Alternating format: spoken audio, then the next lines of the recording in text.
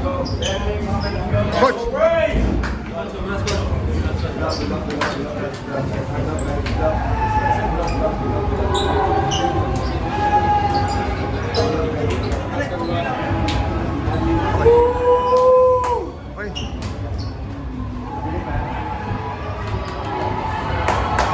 congratulations! Gusto ko sa gold medal match. You said yesterday na it's gonna be like a gold medal match, pero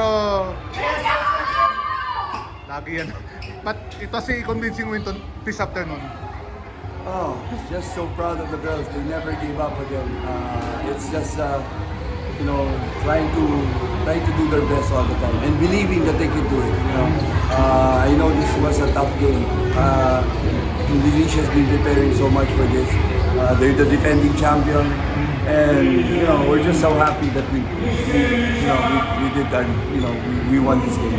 Coach, how big was that first quarter na you jump on them early? That was big because every time we started slowly. So we told them we have to start with this team. Talagang go all the way ahead. So that was an easy part on us.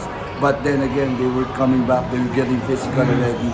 So we tried to not naman be physical also, but try to be parang handa kami sa anong gagawin nila.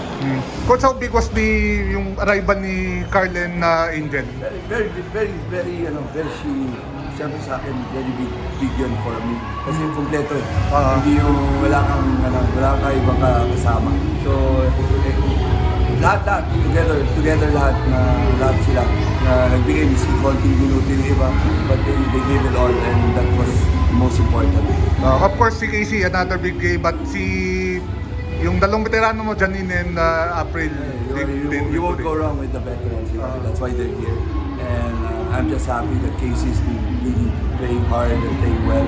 Hopefully, to continue the next game sa gold medal team. Coach, yun nga, before you came here, ang daming challenges, but you got one more game to get the gold. Maybe Thailand, baka another game against Malaysia.